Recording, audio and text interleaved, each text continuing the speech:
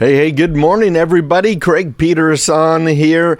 I had fun with Jack this morning. Usually it's a fairly short segment with Mr. Jack Heath on it's New Hampshire Today. It's carried throughout the state of New Hampshire. A bunch of different stations. It's heard, of course, in parts of Mass and Maine and Vermont. You know, we got kind of small states up here in the Northeast.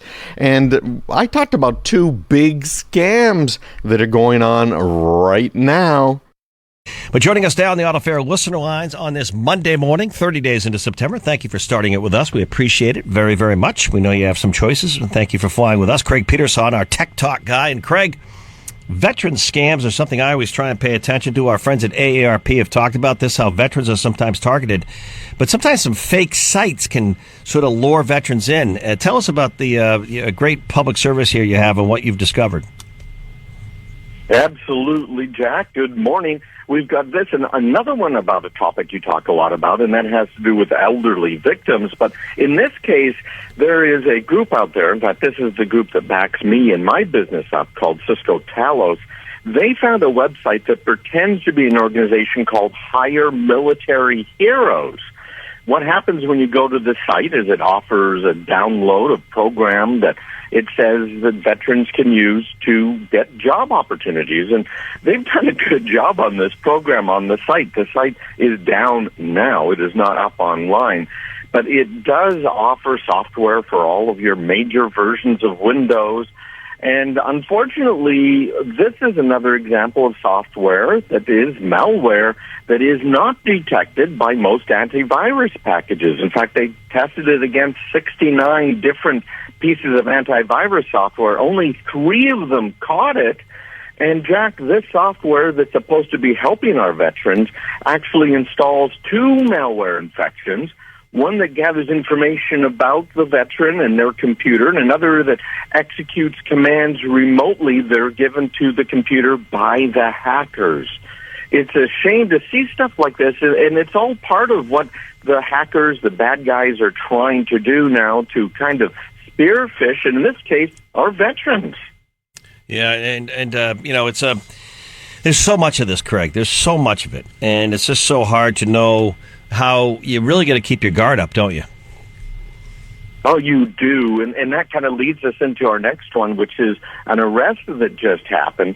And this is a massive information technology, computer support fraud. And my dad fell for this. Now, my dad is no slouch when it comes to technology. At least he certainly wasn't.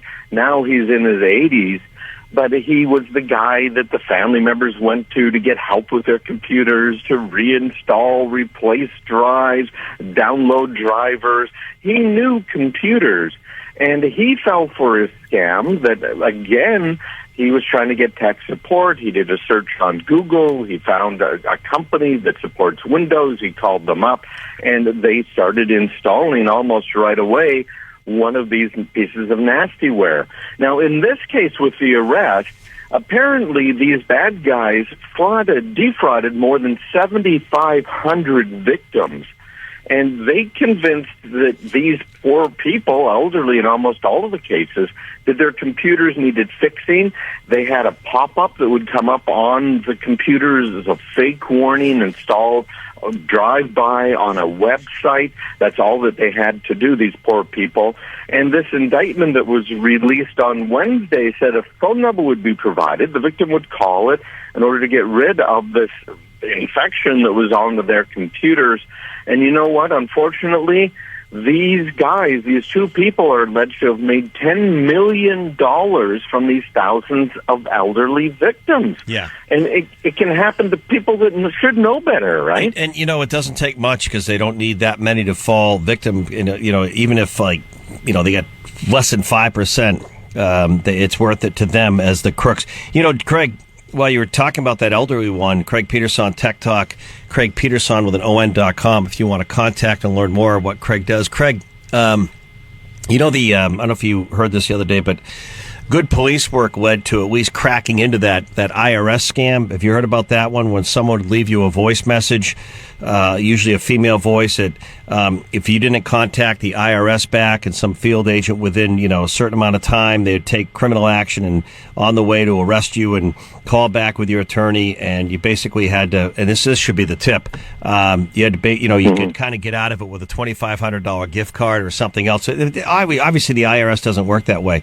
So somehow gift cards were involved in the scam, and police were tracking where they were used. And in the area of Los Angeles, in this neighborhood, the bad people were going to one particular Target to cash in the gift cards, and they were able to kind of find out where the call center was and busted this 25-year-old woman. They had over $1 million worth of basically computer call equipment that they were doing this robocall operation out of. Pretty funny. Not funny, really. I did. And this happened to me, Jack. I was in fact, I was at a trade show, and my phone rang, and I answered the phone call, and it was a lady that had no discernible accent. It was definitely an American that I was talking to, saying that she was calling from the IRS, and that there has been a problem with my tax refund. And I kind of thought, what's going on here? And you of all people, you of all people, right, Mr. Like on guard, and you get a call like that. Now imagine living alone, not being as up to date, and how nerve-wracking that would be. Now, of course, folks out there, the IRS doesn't call you. They don't call. But you don't know that. You don't know that when you get the call. You think it's real, But you see, I knew better, right? And so I hung up, and I thought, oh my gosh, what if it's really the IRS? What if there's really a problem? Am I really going to get in trouble? And I knew better, Jack. Yeah. So go ahead, Justin. These guys and gals. Yeah, they're good. I was going to say, Craig, what I try to do is when I figure out it's a scam, I try to stay on the phone with them as long as possible. It's almost fun. And mess with them. Because I figure if I'm taking up their time, that's less time they have to actually scam somebody, right? And you know what else? You know what else you do is you basically turn it around and start asking them questions. Especially if it's live, you could say, you say, how many years have you been working with the IRS? And she might say, they'll stick to their script. They'll stick to their script. Then you'll say, who's your field director, your supervisor? What IRS office are you out of? Right. You ask them enough questions after a while, you know what you hear? Click. Dial tone. Click. Click. Well, Justin would have loved this. I don't know if you guys saw this, but there was a captain, Ann Stevens, and she's with the Apex Police Department down in North Carolina. And it was about a month ago. She took a call from a man who identified himself as Officer John Black. And they were coming by to arrest Captain Stevens in about 20 minutes if she didn't send the money. And Justin, she did exactly what you were talking about. She messed with the scammers. She kept them on the phone. And there she is videotaping this whole thing. And she's in full uniform, her captain's uniform on. And, you could go either way on this, but I like your approach, Justin. Love it. My gut was turning over, and I didn't, she called back like 3 or 4 times. I just kept hanging up on her. But maybe that's the way to handle it, Jack. Yeah, just bust their chops. All right, thank you, Craig Peterson. Thank you very much on this Monday morning. When we come back, General Motors. By the way, if you are not on my email list, make sure you drop me a line. I send out great information. I get so much good feedback. I so appreciate that, you guys. I really love you and what you're doing here for what I'm doing, because I'm trying to get this information out to everybody, right? So you will get my weekly show notes. It's usually 6 to 8 different articles that I have selected from the thousands that I've reviewed every week, that I think are important to you as a business person, business owners, as well as home users, retirees, just like we did with that segment with Jack. And then I also have free classes that I make sure I let you know about, and some paid ones as well.